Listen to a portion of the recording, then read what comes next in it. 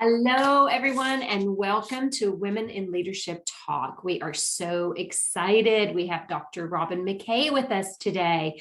Robyn, thanks so much for joining us. Super happy to be here. I've been looking forward to this all summer. This is one of my first podcast recordings back at the desk after this long summer.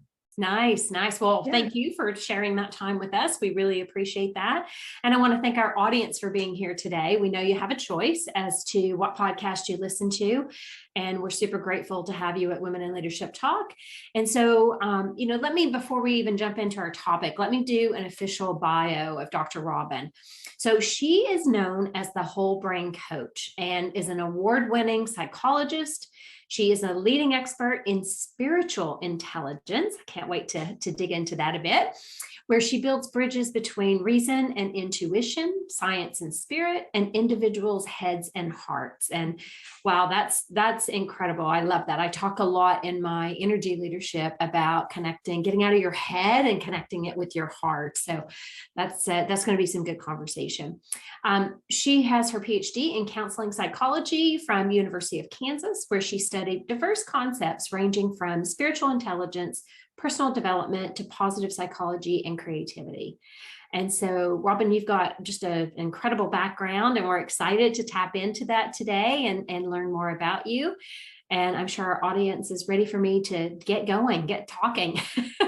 Let's do it. All right, let's do it. So today we're going to actually be discussing why we need to take that pause before we, really think about downshifting our career, especially when it comes to burnout. And, this has been really prevalent through COVID. How many people have, decided to even leave the workforce altogether. But before we even get into all that, maybe share a little bit about your background and how you became so intent to work with clients on the whole brain. My background, I always get stumped on that question because I wonder how far back I need to go. But I will say this is that I was a STEM girl from the time I was a little girl. Science, technology, engineering, and math. That was something that was always very important to me. I was always a curious kid. And I got my first microscope when I was 10. Oh, wow. I was 100% disappointed with the light source. It was just a mirror.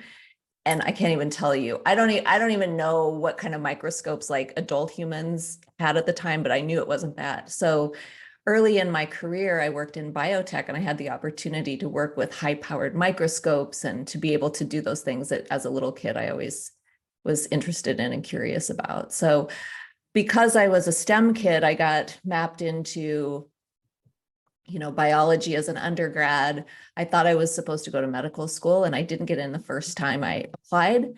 And I didn't have a mentor to tell me, sweetheart, a lot of people don't get in the first time they try, go try again. But what I did have was just this determination to use my skills and abilities as best I could. I was a good writer. I knew science. And so I landed in biotech, and that really kicked off my career in terms of the corporate work that I had done for about 10 years. And it also created the conditions for burnout to show up for the first time as well. So I burned out the first time when I was 27. And when I did, I realized how much of myself I had put aside in order to pursue what I thought were my greatest aspirations, which were to become a scientist in biotech. But I was kind of bored with it, and boredom on top of burnout is just not a good combination. And that was really a call from my heart to start connecting in with the things that I held precious and dear, my values. And in addition to being a science kid, I was also really intuitive when I was a kid as well. So I would know when teachers were giving pop quizzes, and I would just study for it real quick and then get A's in it. I wasn't cheating. I just knew stuff that other kids didn't know, and I couldn't explain why I knew that. I just did. So the long answer to your question about this whole brain and connecting head to heart is because I had to do that for myself. Mm-hmm. I had to learn about my own intuition, my own emotions, which I had been largely ignoring for most of my 20s, actually, because I had spent so much time being burned out in addition to depression and anxiety. And in my recovery period, that's really when I started unlocking the mystery of my heart, the mystery of my intuition. And that then led to this whole lifelong discovery around spiritual intelligence, intuition, and really integrating those two seemingly disparate areas, right? Science and spirituality. How do you integrate that? How do you integrate logic and intuition? Well, you do so because they exist in all of us at the same time. Absolutely. Absolutely. Wow. So I love what I heard you share there about listening to yourself, because our bodies, our hearts will tell us when we're out of alignment, when we're not being congruent with who we're meant to be. And you said it, we all have it. And so it's, how do you tap into that, and how do you really listen to what your body is telling you? And that's very vulnerable of you to share that and show up that way. So thank you. I think that was a really important share with everybody.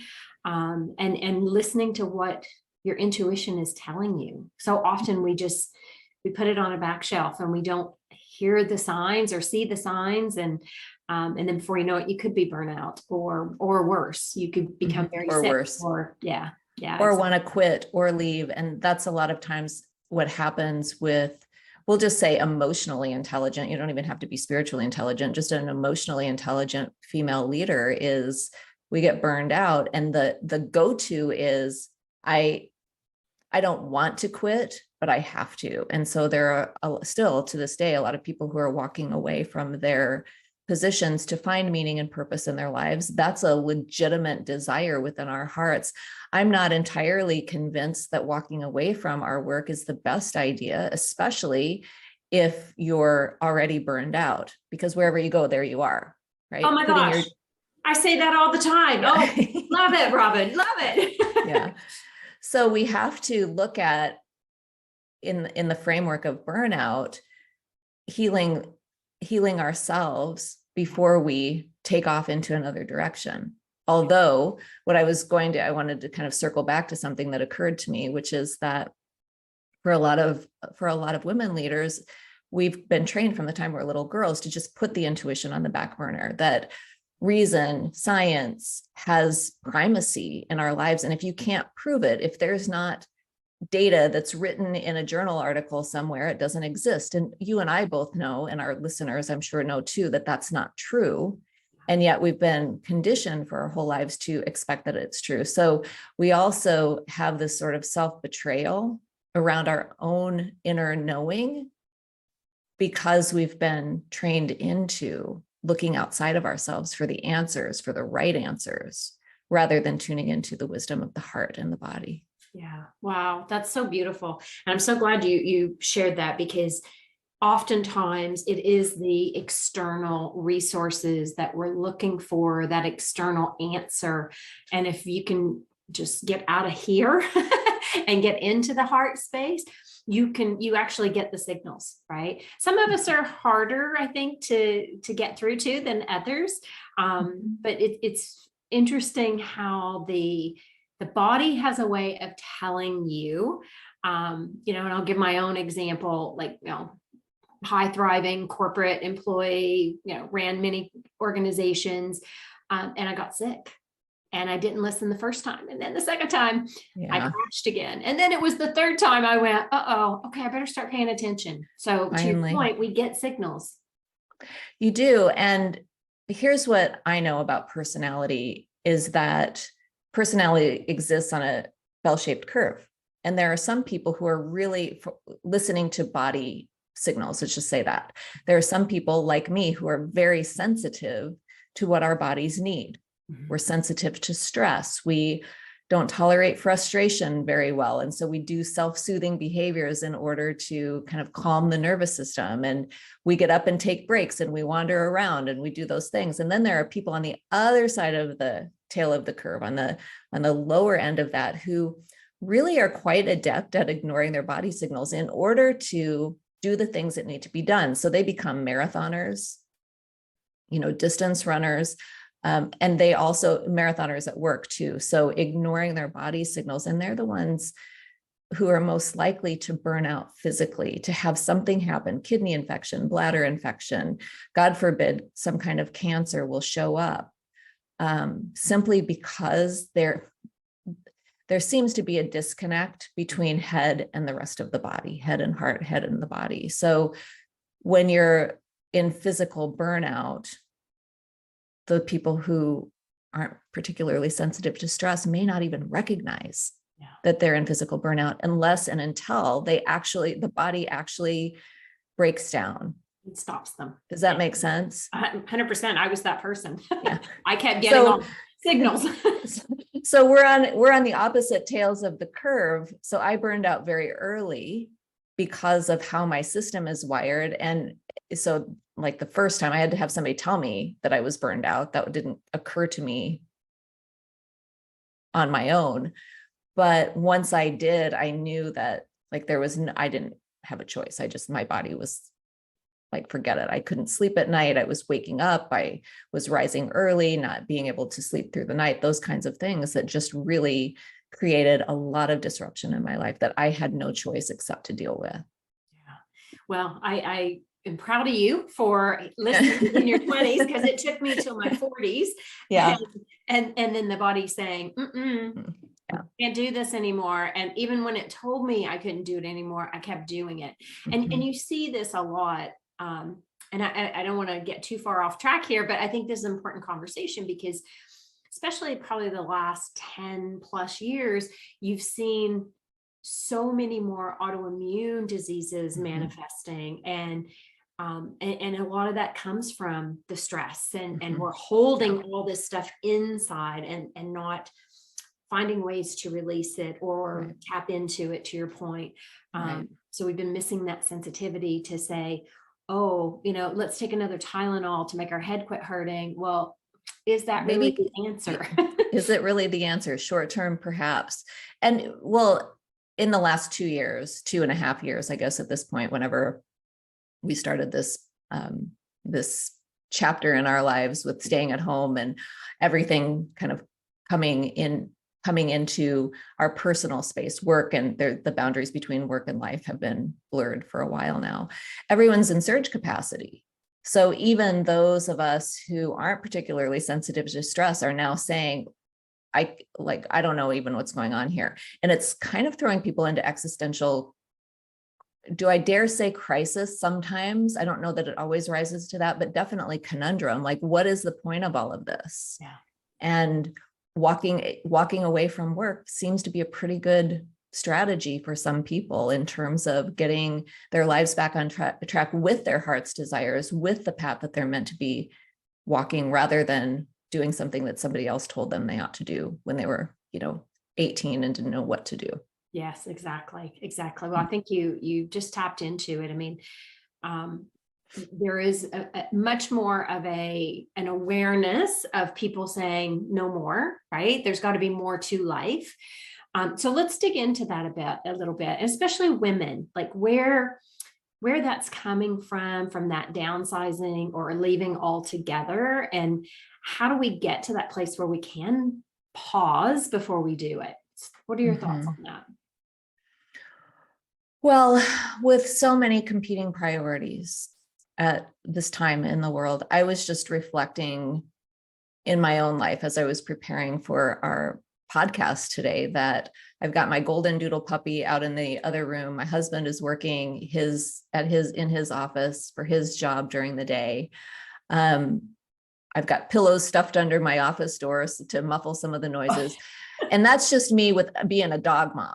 Now, let's amplify that out to moms with young children or moms with teenagers or just women who have competing priorities that are all encroaching on this sense of self, sense of purpose that we know in our hearts that we're meant to be cultivating. We know that we're meant to be contributing and mastering things and creating. And yet we sort of get cattle tracked into this one way of working, one way of doing, one way of being in the world. So with the encroachment of all of these competing priorities, I think a lot of women, not all, but a lot of us are saying, wait a minute, like, what is actually important here?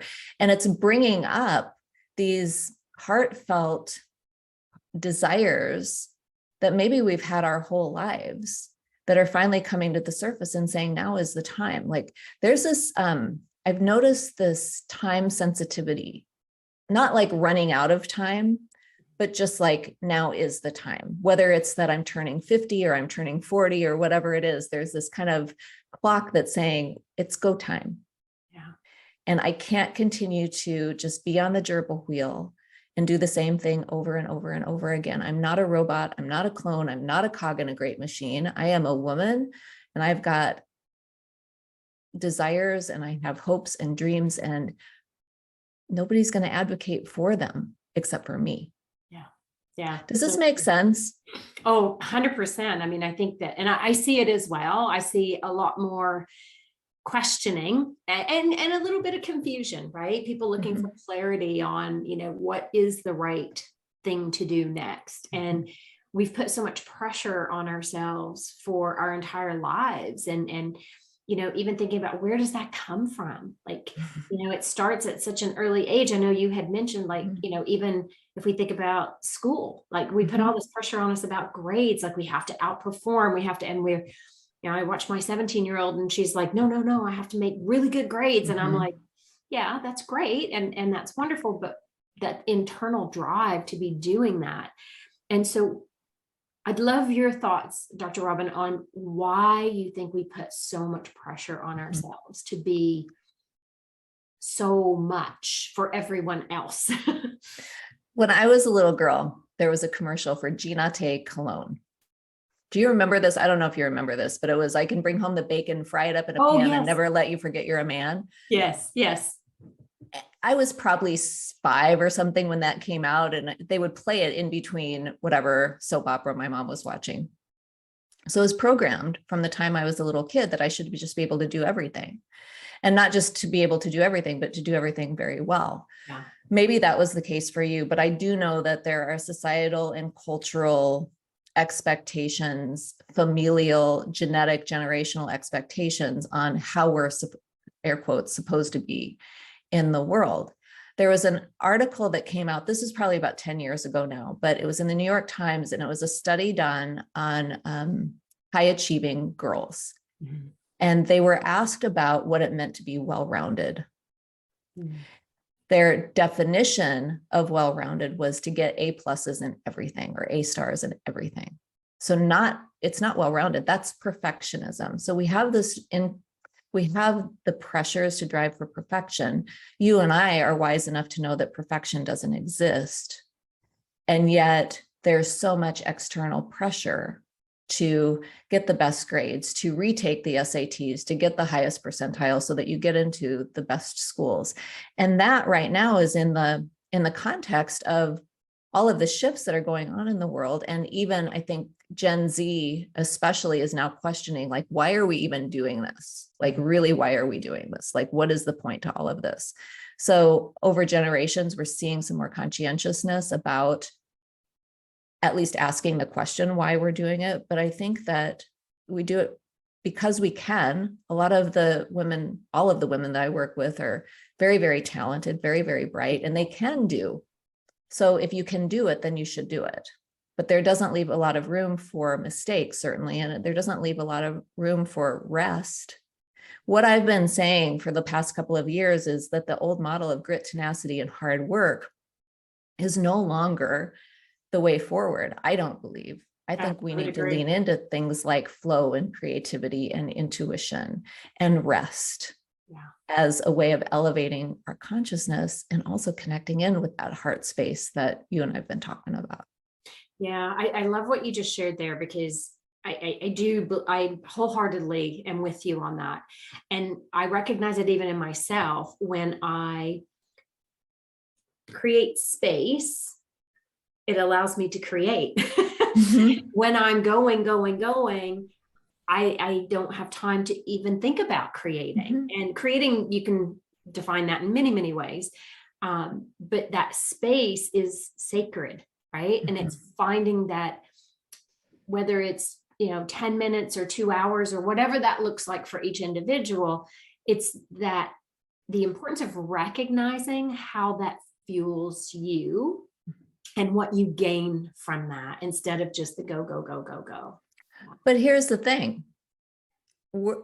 Generally speaking, we're not particularly comfortable with just being. Oh, I know. And we're not particularly comfortable with any fuel source other than adrenaline and caffeine and sugar. So when the body's running on those things and the mind is not comfortable with just being, those are some of the barriers that I see as people are making the shift. That's what got us into burnout to begin with, is running on adrenaline, caffeine, sugar, and so on. Yeah. Right. Using stimulants to get us going in the morning. And then at night, that nice glass of wine or whatever it is to soothe ourselves enough so that we can sleep well enough so that we can get up and do the same thing again. Yeah. So this whole shift out of burnout is retraining the system to use different fuel source, to be comfortable with being uncomfortable, living in the void. I just had this thought the other day. I have some things coming up, but they're not here yet.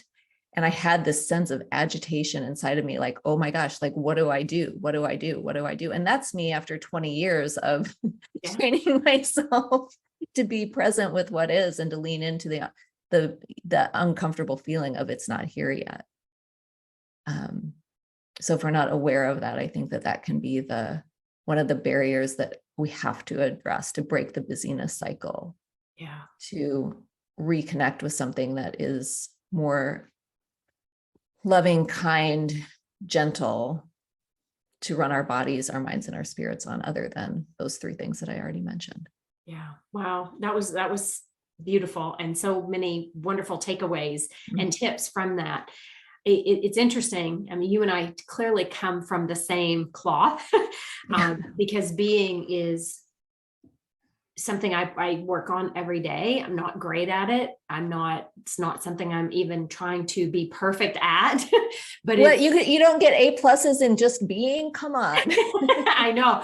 I sure am attempting it, right? Yeah. But it's so important because we are conditioned from such a young age of doing, right? It's the to-do list, like ticking boxes and checking off. And it's that shift, not only emotionally and mentally, but also spiritually, to trust yourself into not having to tick boxes, but to being what you're actually living and saying and doing. What would be some of your thoughts, Dr. Robyn, on, even just one or two tips on how to help somebody make that shift from doing to being?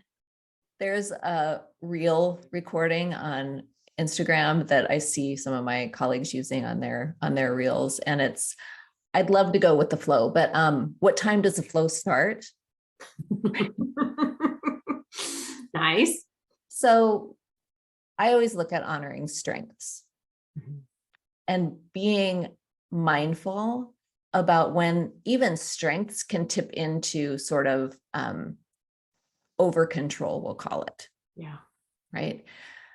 Getting comfortable with our emotions, I think, is the number one thing that can shift things pretty quickly.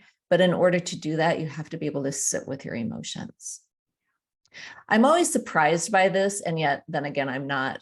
People would rather talk about anything else other than emotions, especially in the corporate space. And it's really only been in the last couple of years that, since the pandemic, I've been supporting a lot of people, a lot of leaders in corporate who are emotionally intelligent, and they're finally saying, oh, thank God we can talk about this now. But up until the pandemic, like, nobody wanted to talk about this. What they tell me, it's touchy-feely stuff. I'm just like, we're going to talk about emotions because everybody has them. For the most part. There are some people who really don't have a whole lot of access to emotions, but I know that our listeners, I'm guessing, do. They do. And yeah, I mean, so we have to honor the emotional intelligence. I think that's the first step. I think this will answer your question in a story-based way.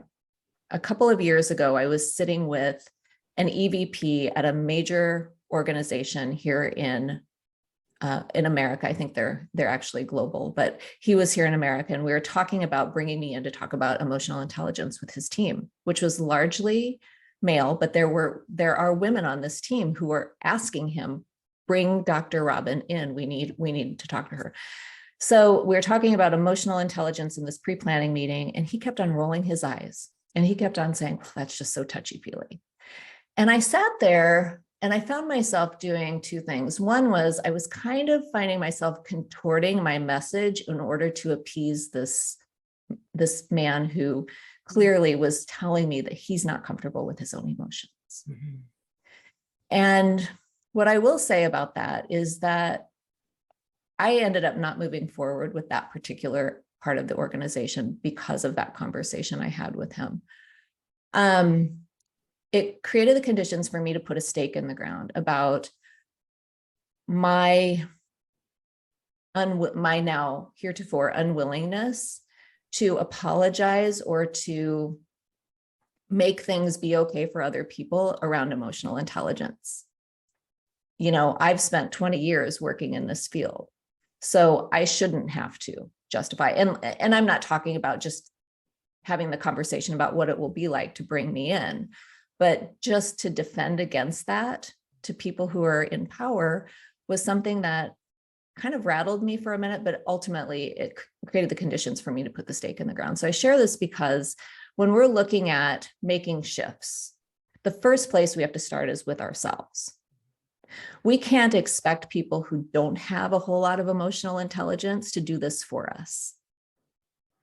So instead of that, what if we spend some time with our own emotions and get real comfortable just even speaking them, just even noticing them for ourselves, not apologizing for them, and not defending against them either, but just knowing that they're there and get real comfortable with ourselves, because it's going to be an internal process that starts with the individual and spans out from there, rather than kind of a top-down edict from somebody outside of ourselves who are going to say, now emotions are fine to talk about in the workplace. Does this make sense in terms of what we're talking about with just getting comfortable with emotions and kind of moving into the space of being able to just be? Yeah. And I think you've said a number of things there. It goes back to what we started with not being so focused on the external, but focusing on the internal. Mm-hmm. And it's not blaming others. It's not counting on others to change your life, your way of showing up, your way of being. It does have to start with you. And I think that's the other thing I think I heard there that was super important is being able to sit with your emotions, not trying to stifle them or not being embarrassed because you might be feeling a particular way, but being able to sit with that and really absorb, why are you feeling that way? Mm-hmm. That's such a huge piece of how your own growth and expansion happens. It really is. I've had women hire me because they didn't want to cry in the office. Yeah. I remember I've gotten calls from women saying, Robyn, I have to work with you because I cried at work the other day. It's like a woman leader's greatest fear is crying at work. And yet we've all done it. Who hasn't gone into a bathroom stall and, and the gnashing of teeth and the crying and the red eyes afterwards. But, and certainly I did. I almost wrote my dissertation on adult crying because I was so afraid I was going to cry during my dissertation defense. Fortunately, I found my way through that and didn't have to write on that. But the idea here is that, just getting comfortable with our own emotions, not so that we lose our heads at work necessarily, but when we're comfortable with our own emotions, it gives other people the opportunity to explore and to pay attention to what's going on in themselves as well, which creates a culture that is basically the opposite of burnout. Yeah. When we have leaders who are always ignoring our emotions and sitting at work until 3 a.m. in the morning, responding to emails or doing whatever, it sets a tone also for those who are rising behind us. Absolutely. So there's some responsibility there, I think, for the leadership to get real comfortable with emotions. Absolutely. It's interesting when you were sharing that example. I remember one time this consulting firm I was working with, quite large, global, and the head of HR said to me, I want you to work with our women on not crying because they're getting too emotional. And so I said to her, I go, oh, okay. I said, so am I supposed to work with them about not laughing at work? And she went, what? And Oh, sister.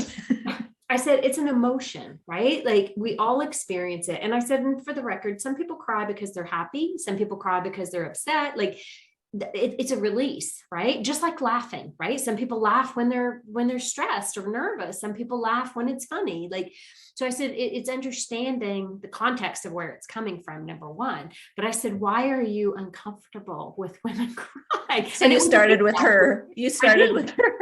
Yes, I did, which was appropriate. A woman inviting that conversation, but pointing outside of herself, and then you just brought it back to her. So what'd she say? She was shocked. Number one, she was like, oh, I never thought of it that way. And I said, what is wrong with us being able to express ourselves? Right. And for the record, there are men who do it too. It's not just women. Men cover it up a little bit better because we do tend to, we're more expressive overall. But anyway, it was just interesting how she responded to that. And so I loved your example there. And I think that's a really important, it's an opportunity for us to look at how emotions show up and how we do express it. And to your point, it's not about blowing up and going ballistic on something. That's not what we're saying at all, but it's sitting with that emotion. Where is that coming from and why? And how do you break that down in a way that helps you understand it? And it is going in here, right? And being able to have that conversation with someone to express it is absolutely, to me, it's critical that you can do that. As you were talking, I was reflecting, I worked in the pharmaceutical industry for about 10 years. Even as I was doing my PhD, I was still working at this one company. And I told some of my mentors that I was thinking about doing my dissertation on women crying at work. Both of them were a male. And they had these men who I worked with. I always was so fortunate to have mentors, both male and female, they just loved me. They just loved me. And both of them said, well, I don't see a problem with crying at work. And it was just such a different perspective and so there was something around permission to just be your whole self at work that had started. I know that that's something that we talk a lot about now in the corporate space, bring your whole self to work. That was something that for me started in, probably 17 years ago, as I was in my 30s, starting in this, working in the pharmaceutical industry. So it's always been there. And I think that now more than ever before, we have this opportunity to bring emotional intelligence, emotional maturity, emotional self-regulation front and center. That doesn't mean being buttoned down and not having emotions, by the way. It means being able to navigate the emotional landscape for yourself and for other people. Absolutely. Absolutely. And to your point with modeling, like as leaders, when you model that as a leader, you're giving permission for others to do that as well. And, and that's where the gold is in innovation and creativity. And that's, if you're all buttoned up and running so tight and white knuckling around emotions, if you want to unleash creativity in your organization, tap into the emotional landscape of your people. Yes. Yes. And just to loop that back to, this taking the pause. I mean, that also is a big part about engagement and, take that pause and really determine how you can be in that space before you make that decision to leave. Because to your point, wherever you go, there you are. There you are. Yes. Because whenever you are thinking about leaving a job, let's just dial that in. There can be a rejection of what currently is going on. I don't like this. I don't like that. I don't like this. Well, the Buddhist philosophy is suffering is caused by clinging, but it's also caused by pushing things away that you don't like. So as much as we can just be in curiosity and open-heartedness and compassion about what is, while turning our attention to what's possible. Yeah. That's going to move mountains much more quickly than pushing against and railing against what is. I'm not saying that there isn't a time and a place to rail against what is, especially if there are huge injustices that might, or abuses that might be happening. I'm not saying stay in a bad situation, but if it's just a crunchiness around, I'm not doing what I know that I'm meant to be doing, and therefore I'm going to reject what is, because I believe that that's the only way that I can get to where I want to be, then we need to re-examine them. Yeah, exactly. Exactly. Awesome. That's a great tie. Thank you. So let's talk a minute about your book. Okay. Yes. I'm watching our time, but I want to make sure we talk about your book. So you wrote this great book called Smart Girls in the 21st Century. Maybe just, share with me why did you pick this, and what has your research taught you from writing this? Well, I can't talk about Smart Girls in the 21st Century without talking about the original Smart Girls book, which was written by the lead author on Smart Girls in the 21st Century, who's my mentor, she's a dear friend of mine now, but my mentor in graduate school, Barbara Kerr. She wrote the first edition of Smart Girls back in the mid 80s. She had studied gifted and talented girls from my generation. So the first Smart Girls book was written about the Gen X girls, understanding our psychology, understanding our emotional, social, and intellectual needs. She really brought forward values-based career counseling, things like that, because at the time, the thinking was, if you're smart, you'll figure it out. So there wasn't a lot of career development, at least where I came from. And I think overall that was the case. Or career direction for gifted girls. So that was the original Smart Girls. Well, years later, when I was in grad school, I think in my third year of my PhD program, and everybody had a thing, like everybody has a focus on there. I didn't have a thing. I'm like, what's my thing? And I started I'm a prayerful person, and I pay attention to my connection with divine source. And I was praying and I was like, I want my mentor. Where's my mentor? Well, lo and behold, like later on that semester, Barb took a job as a distinguished professor in my program. So the author of Smart Girls came to the program, and I said to my department chair, I've never asked for anything. I want to be her research assistant. And that's how Barb and I got connected. Oh, so beautiful. It was, and that changed the course of my life in terms of what I was doing, understanding myself.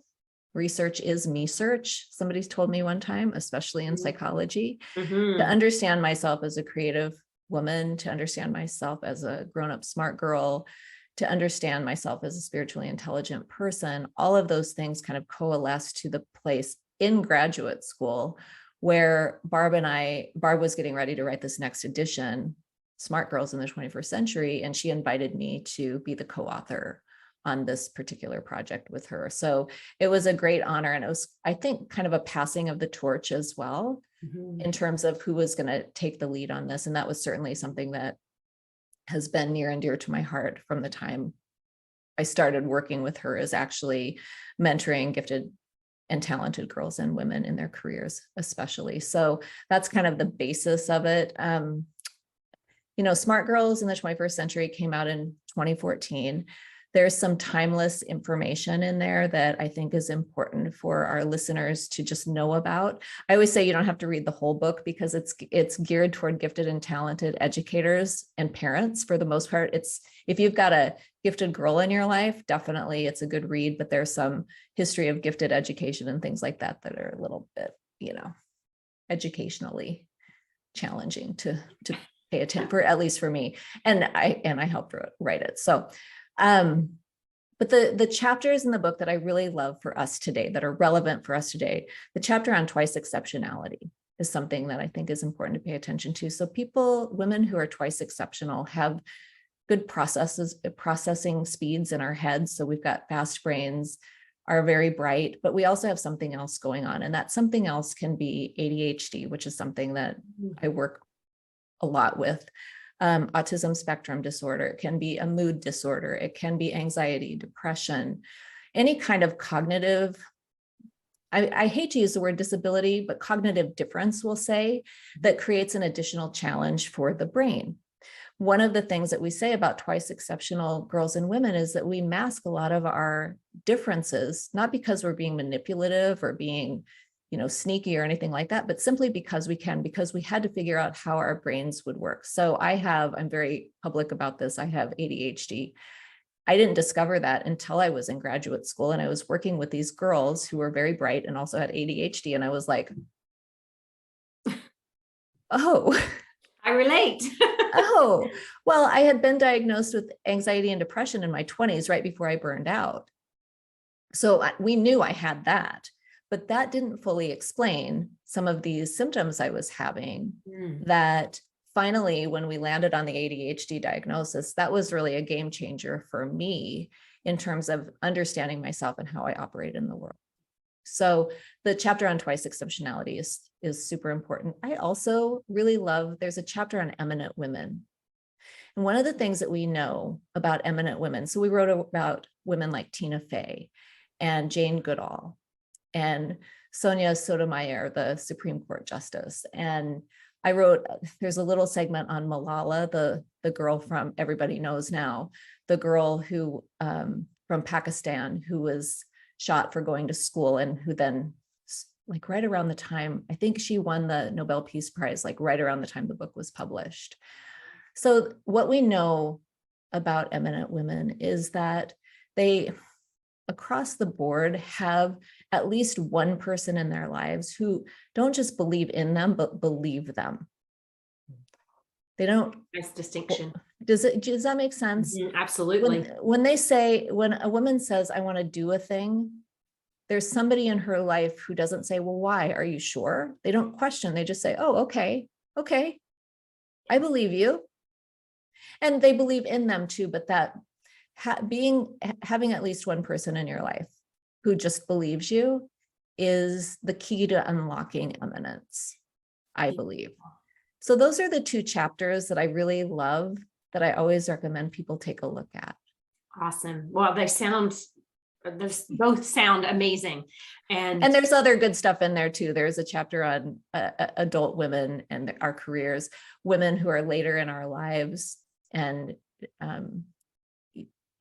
after retirement, what happens and what they can do with their lives then too. So there's a lot of good stuff in there, but yeah, that's our Smart Girls book. And I love it. It's my favorite. I had a vision to write a book for a long time, and I'm just honored to be part of that project. Awesome. Well, it sounds amazing. And it sounds like you had a great co-author working with you.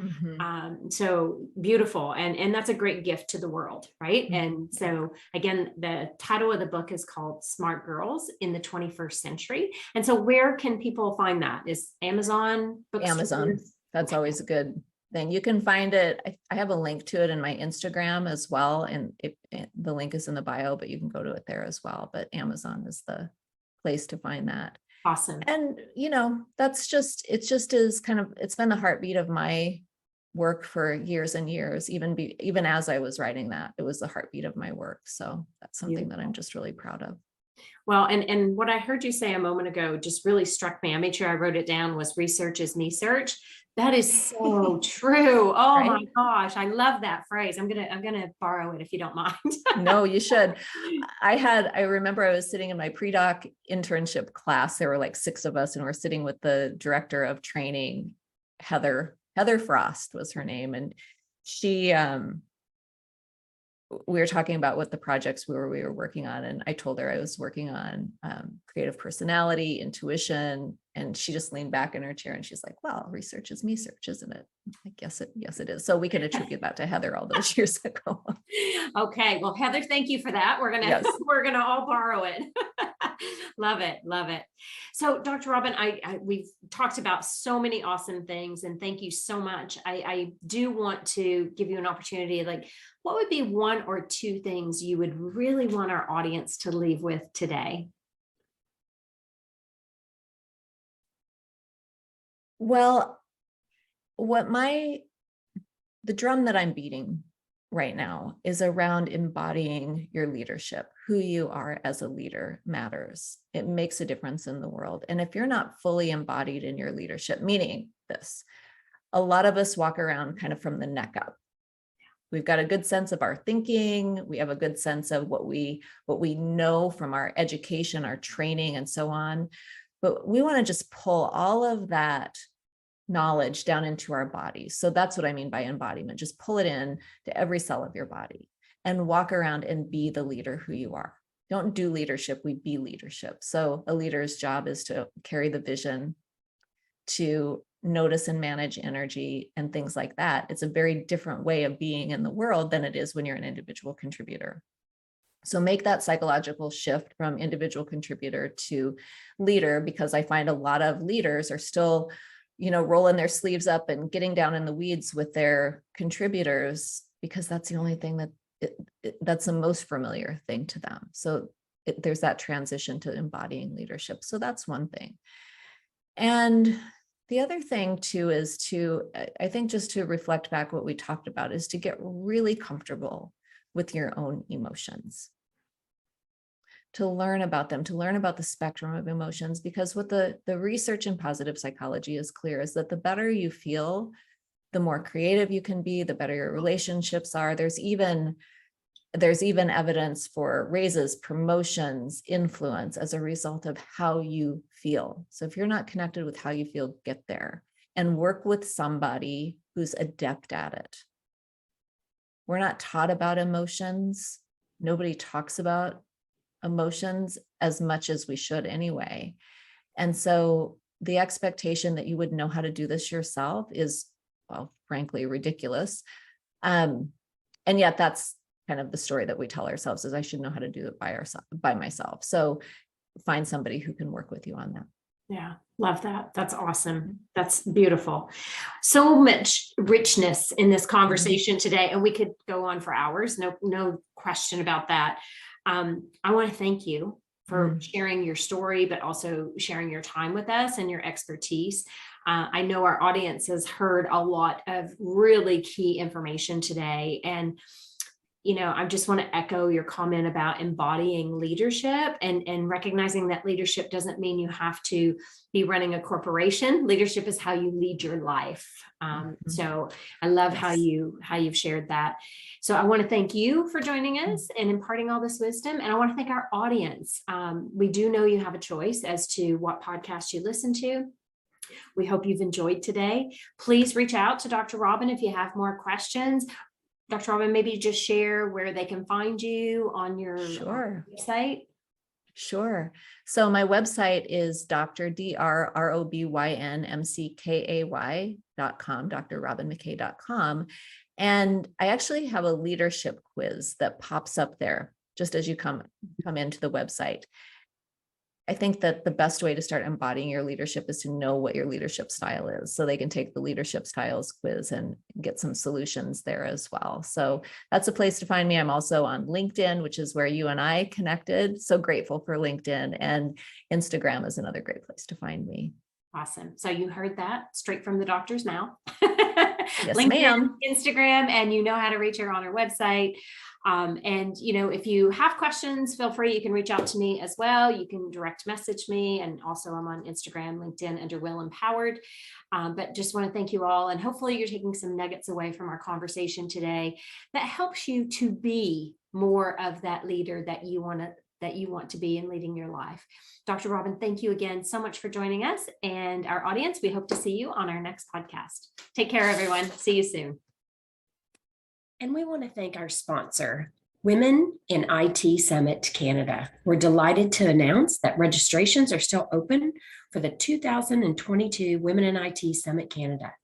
This event will take place at the Four Seasons Hotel in Toronto on October 25th. The agenda is packed with must-attend sessions, keynote speakers, debates, fireside chats, and workshops to educate on and discuss how we can put diversity, equity, and inclusion and accessibility at the core as we continue to develop revolutionary technology. You can find out more about this event at womeninitawards.com. I hope to see you at the event. Thanks again for sponsoring this session of Women in Leadership Talk.